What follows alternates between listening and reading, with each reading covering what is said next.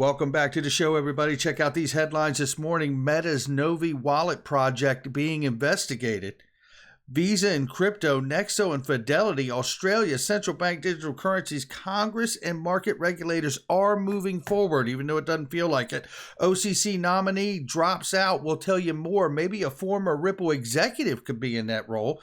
Brian Brooks on Capitol Hill to testify about crypto, Ron Hammond update, and one of the many catalysts for crypto and blockchain innovation, and you all need to know about it. And how about XRP price?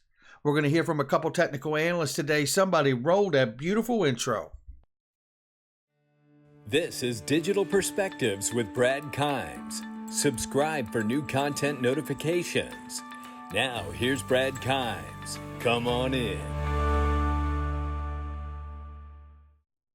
Welcome back to the show, everybody. You can follow me on Twitter at BackupBradleyAbove, and everything that we're talking about here today. $2.34 trillion market cap for crypto. It is December 8, 2021. We are off by 2.38% on the market right now. Taking a look at Bitcoin, we're at 49,200 plus.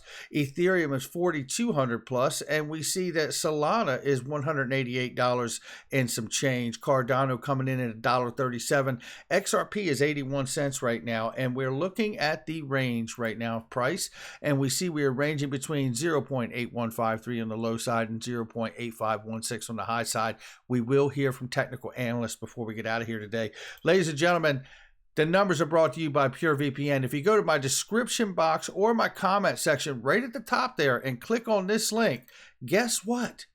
PureVPN helps hide your identity online. And if you click the link right now, you yourself can get 88% off. This is really a great service. I've been using this since the day that I got it. And I tell you, I have really had, just the best experience with using it and helping to hide your identity online, leave no digital traces of your identity. This is a huge thing. Defend against MITM attacks, and getting it right now for 88% off. Really, really want to check that one out. Let's get into the news right now. Visa's new crypto consulting services to push mainstream adoption of cryptocurrency. Visa announces new cryptocurrency consulting services for merchants and banks. Look, if these are those moments where you say, why do you cover fundamental news? Because it's news like this that tells me that even though Congress hasn't got their act together and put through the legislation that we all need, this tells me that we're going to get it, right? Because Visa believes they're going to get it. They wouldn't be doing this otherwise. And you're going to see a lot of evidence of that today. Here's even more evidence of that today. Now, we know Fidelity is already partnered with Coinbase. Now, Nexo is collaborating with Fidelity Digital Assets to offer an expansive suite of products to institutional clients. How about that one? And check this out. Going on the other side of the globe here, we're working through the Reserve Bank of Australia feasibility of having a central bank digital currency that would be world leading. The rest of the world is not waiting, ladies and gentlemen. That's what's incredible to me here, right? And take a look at this. Novi wallet project, right? There is a concern that Novi allows deposit, which make it subject to an approved banking charter. So, Meta, formerly Facebook, has the Novi project, which used to be Libra and DM, and this is the Novi wallet. But now it may be that they have to have a banking approved charter in order to have this wallet, and you know what? Maybe it's not such a bad idea. Look, when it comes to regulation, you're going to find, people either don't want it or they do. I want regulation. I just don't want so much regulation that we stifle innovation, right? Listen, we hear Gary Gensler talk about it all the time, investor protection, right? But, nevertheless, he doesn't care about the investors that have, been holding XRP for a long time. We haven't seen anything out of that, right? Or the fact that Ethereum's gotten a free pass. We haven't heard anything out of that either. This is Tom Emmer, and this is the President's Working Group suggested Congress enact legislation that would limit stablecoin issuance to insured depository institution, but appears to be a non-starter among the crypto literate on Capitol Hill. Tom Emmer is absolutely crypto literate, and he is a very smart man. And what I will say here is the real rub here, and I don't have to read the article because I've already done it, but him and Himes would like to see, this done as it's being done already, with state regulation, right? Like in Wyoming and other states were cited. But, federal regulation on this would really raise the height bar to where stablecoin issuers would need to have a federally chartered banking license pretty much at this point. We'll see how this shakes out. If it stays to where you have to have the federal chartered banking license, I think we all understand that the height bar for entry of that for most companies is going to be very difficult and expensive, right? And then that eliminates a lot of people as a barrier through regulation. And if you see here, the CFTC Commissioner Dawn Stump's crusade to clarify crypto regulation in 2021, finally, we're hearing from someone from the CFTC. For a minute there, I didn't think they had a microphone over there. I wasn't sure what was going on. It would be very nice to hear from Rostam? I think it is Benham Rostam, I believe it is his name. And excuse me if I've messed his name up, but I know it's something very close to that. But I think he was nominated. Has he been actually voted in? I'm not sure. But nevertheless, we need to hear from the CFTC, whether it's just Dawn Stump or really as a whole here. They have claimed they are the cop on the beat. Rostam Benham, that's what it is. So they claim that they were the cop on the beat for crypto. Well, where you at? Because the only person we're really hearing from these days is Gary Gensler. Speaking of which, I put together this little video for you, and this is the video of Joseph Lubin explaining back in the day when they were doing a unregistered ICO, and he was explaining to investors how you could make multiple fake identities so people don't know who you are while you're investing or how much you're actually investing. Go figure.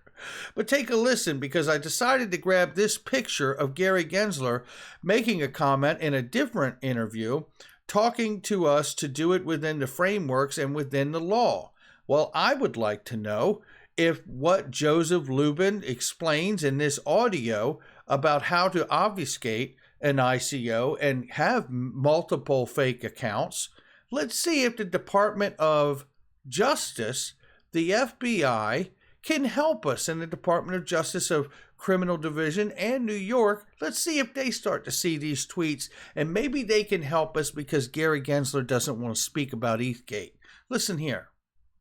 50,000 units, and so nobody scares people with an enormous initial purchase.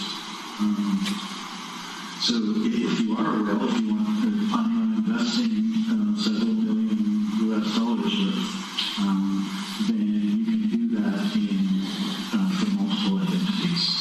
With multiple identities, if you're a whale and you want to invest without people knowing. Oh, brother. Yeah, I'm not a lawyer. I'm 12 years short of a law degree, but I'm pretty sure that doesn't fall within the regulations and the U.S. laws. We'll see if we can get the Department of Justice or the FBI to help out on that. And anyway, this lack of clarity from Ethereum, because remember, the SEC came out not long ago and say, hey, we're backing away from the William Hinman speech. The SEC didn't actually say that was actual guidance, even though they did on many occasions. But this lack of clarity leaves Ethereum open to being targeted by the SEC if Gary Gensler has any integrity or backbone left. According to attorney Jeremy Hogan, that was my sidebar there, but the SEC may even have more reason to go after Ether come ETH 2.0, where the blockchain plans to become a proof-of-stake network. Exactly. And we've talked about this on the channel. And listen, I want to see Ethereum do well. I want to see ETH 2.0 do well. But the reality here is there has been a unique advantage provided to Joseph Lubin and the Ethereum network, and it has allowed billions with a B of dollars worth of projects to be launched off of it like an assembly line, while the rest of the market, including Ripple and XRP, are held to a much higher standard. Something must be done. Looking right here, you talk about dodging a bullet. Charles Gasparino tells us here that Salule Omarova withdraws her nomination to run as the U.S. OCC. Thank goodness. Take her communist views and try it in another country, because it doesn't work here, sweetheart.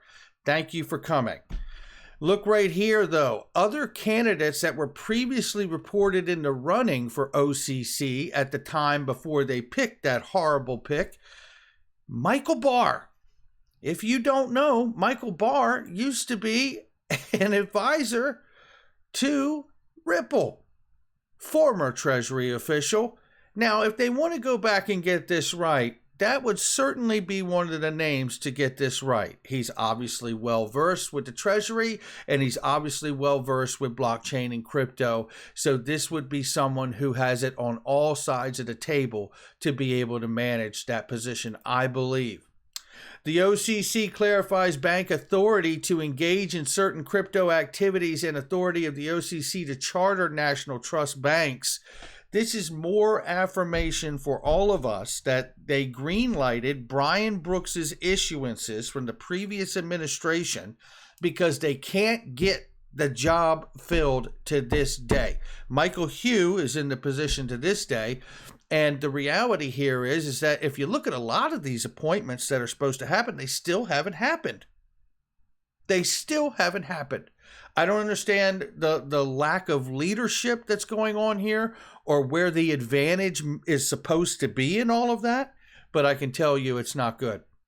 However, thank goodness they lean back to Brian Brooks and his leadership, because he definitely was leading in that chair.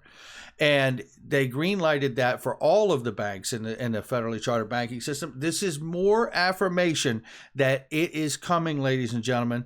They would not have green-lighted this for banks to get into this crypto world and stablecoin custody and have nodes on blockchains and protocols if they weren't going to have an end game here for clarity and legislation. And that is because none of this, whether you like it or not, wherever you are around the globe, this market isn't taking off until the largest economy says so. Don't believe me? Look at prices today. The hearing on digital assets will involve discussions around 4 key aspects: crypto exchanges, stablecoin offerings, regulatory concerns, and digital assets and federal regulatory responses. That's right. Brian Brooks is going to be testifying today along Coinbase, FTX, Circle Pay, Paxos Global, Stellar Org, and many others on what needs to happen for regulatory clarity and how to look at this technology in this emerging asset class. And I hope from that, we will begin to see that true forward motion. And truthfully, the fact that they're bringing these people in for these kinds of discussions tells me they are really starting to get serious about bringing legislation. And look, think of it. The federally chartered banking system has been giving they reaffirmed and give the green light that they can do this. And if they have given that permission from the OCC, they must give us clarity from Congress. You can't have the banking sector just take off and get into this crypto world, and we don't have clarity, and the SEC still playing bully on the schoolyard. That don't work here. So something is definitely coming. Ron Hammond tells us there's even more meetings happening. Next Tuesday, December 14th, the Senate Banking Committee will host a hearing on the regulation of stablecoins. This will likely be the last crypto hearing of 2021, but get ready for a busy 2022 for Congress and crypto. Is this not what we're talking about? This is what we're talking about. This, to me, is getting some wind in the sails of crypto right here, ladies and gentlemen. It's going the right way. This is a highlight of one of the many catalysts for why this has got to get done. Right here. Danielle DiMartino-Booth says back in pre-Fed days, post-Wall Street sabbatical as a journalist in 2003, I warned it could be problematic if the U.S. sold treasuries to China. A gentleman by the name of Warren Buffett agreed and invited her to Omaha with Charlie Munger. Was a huge bonus. Treasury must not have been reading her at the time. And this is Gold Telegraph telling us this. Janet Yellen, the U.S. Treasurer, said this morning the United States' reliance on foreign supply chains has proved a vulnerability, and its supply chains a matter of economic and national security. In 1991, Steve Jobs warned everybody, but no one listened. Take a listen right here. As we look at the types of computers we're building today and projecting in the next few years, a disturbing fact is that even though most of the computers are assembled here in the United States, a significantly large number of the dollars that one pays for the components of those computers, to build those computers, flows overseas. The most expensive part of many computers is the display, whether it be a color cathode ray tube or whether it be a flat panel display. And almost all of those dollars flow to Japan. The second most expensive component in most computers is the dynamic memory. And again, most of those dollars flow to Japan. The third most expensive component is the hard disk drives. And most of those dollars flow to US companies, even though the disk drives are mostly built in Singapore. And one of the things I think we need to keep our eye on the ball of is to manage those most expensive components back to America. Now think about that. Now, how many of you were sitting and listening to the articles in the recent days, because that's 1991, he's telling you about that problem that has been 1,000 times exacerbated to where we are today, where they can't get the chips for the cars because they are made somewhere else, whether it was China or Japan or wherever they were. And this is a problem. And now Janet Yellen's telling us, oh my God, we need to fix this. It's a huge vulnerability here in the supply chains, matter of economic and national security. Well, guess what? Crypto, blockchain, all of this can help to eliminate the friction of the issue, as well as, because this is the fourth industrial revolution, you can bring a lot of this stuff back to the United States. So you don't have another country holding you hostage for parts that belong to very important key components to your economy. Let's take a look here at XRP price very quickly. Dark Defender tells us XRP touched lower Fibonacci levels, ready to move. I trust her to start the move towards 141, 264 within 3 weeks if she can stay above 85 cents. If not, then consider a 65-cent double tap. Below is your TA report. You can see it right here. And look, here's the important thing right here. You talk about the possible double tap down here in the 65-cent range right here. You can see that double tap again. But look at this. The RSI, look at this, is in oversold area right here. Look, you could see this there is plenty of headroom here, right? Now, let's hear from Crypto CoinsKid on where XRP is right here, and he's going to give us and reaffirm the same exact thing for these lower support levels, and that's why I cover them so heavily. 84, 85 cent has been one of those key support levels, now resistance that we need to break through. So before I play this, I want to show you that he also talks about this right here. The same upward move we could get could be the same amount of move we get to the downside, which could put us in the 76 or 72 cent to 65 cent range, depending on where here in this ascending triangle you see this happen, which could be a reversal right here. So hopefully this is a reversal that ends up breaking out, but let's listen. I know that XRP is getting really, really frustrating, okay? It is. It's really frustrating, I know that. But you have held a key level of support, okay? And which is really important. You've got the wick down here on this 050 fib, wasn't it? You're holding like a boss. And right now, you are starting to come back up the stairs. Now, this is a beautiful little reversal pattern that XRP is beginning to form here, okay? A lot of people would say, this is a cup and handle pattern. You come back, create the handle, coming back up, break this trend line. It's a lot of things. You've got a beautiful double bottom pattern. You've got a ascending triangle, which is a reversal pattern. You're starting to create these high lows on the 4-hourly time frame. So, it is technically a nice bullish pattern. It's what you want to see, okay? And I was foretelling of this. We've got this little angle down here, okay? This falling, broadening channel, okay? And I said to you, once you break up, you're going to come back up and retest it, and with that, come down, create another higher low, this trend line, and that's exactly what we're doing at the moment. So we're conforming. Does it mean it's going to get up? Of course it doesn't. you know, it's all a game of support and resistance. If you do start to lose this support just there, you're going to come down again, aren't you? But you need to hold these lows. Okay, so XRP is technically trying to break out here. Okay, you've got this level of resistance at 84 cents.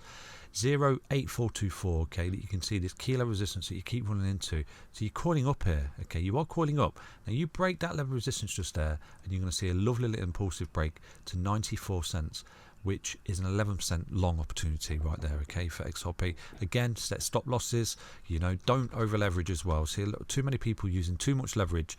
Don't, you know, maximum 2x, 5x, no more than that. Don't be greedy. But anyway, you do you and I do me. And basically, I don't give financial advice, okay? So. And I don't either. And that's a great place to wrap it right there. Look, there's a lot of fundamental news going on.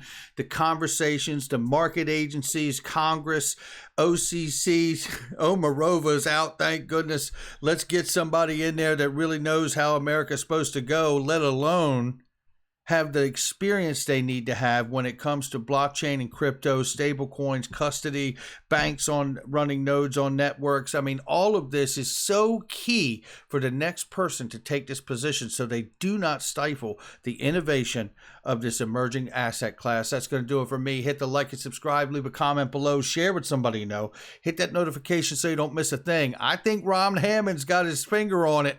2022 is going to be pretty explosive for the legislation and regulatory clarity we need, and that is changing everything. I'll catch all of you on the next one.